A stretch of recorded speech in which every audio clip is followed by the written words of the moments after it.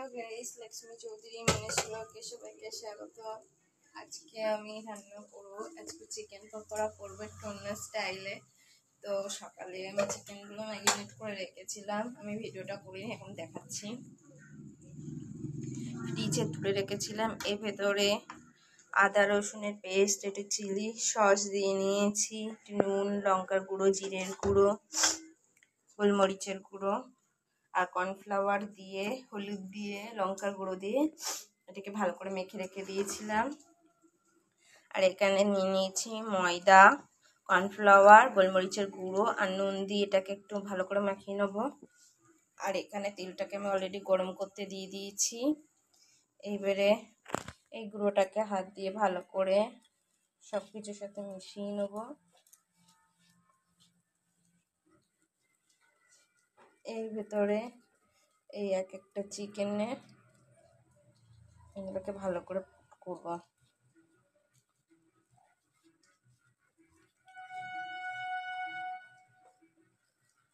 দেখতে পাচ্ছ, এরকম ভাবে প্রত্যেক কটাকে করতে হবে, ভালো করে চেপে চেপে করতে হবে।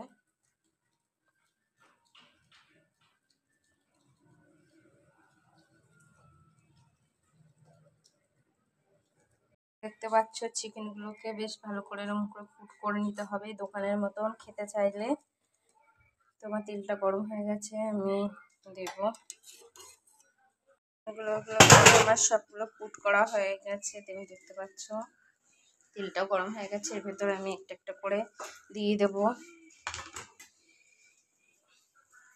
অনেক বাচ্চারা আছে চিকেন খেতে চায় না, কিন্তু চিকেনের ভালো ভালো রেসিপি করে দিলে খেতে চাইবে।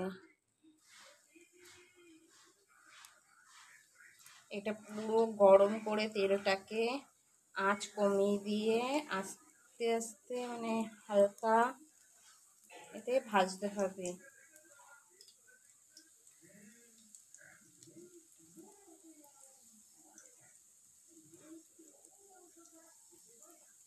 তাড়াহুড়ো করা যাবে না, এটার ভেতরে নাহলে কাঁচা থেকে যাবে। এটাকে আস্তে আস্তে সুন্দর করে ভাজতে হবে চিকেনগুলোকে। আমার ছেলেকে আমি এইভাবেই দিও, চিকেন রান্না তত ভালোবাসে না, বাট একটু এগুলো করে দিলেও খেতে খুব ভালোবাসে। এইভাবে অল্প অল্প করে আমি ভেজে নেব।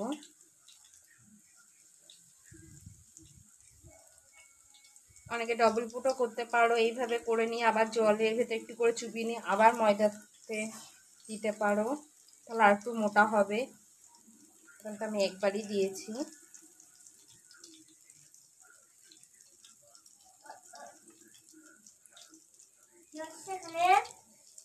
কি খাবে?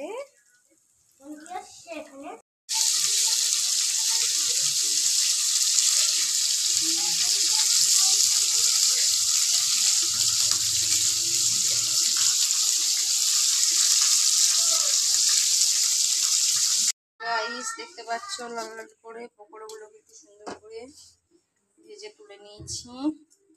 ও দোকানের মতন বেশ স্পাইসি খেতে।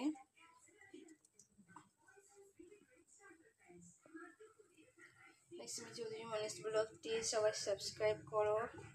এখানে ভিডিওটা শেষ করছি, টাটা বাই বাই।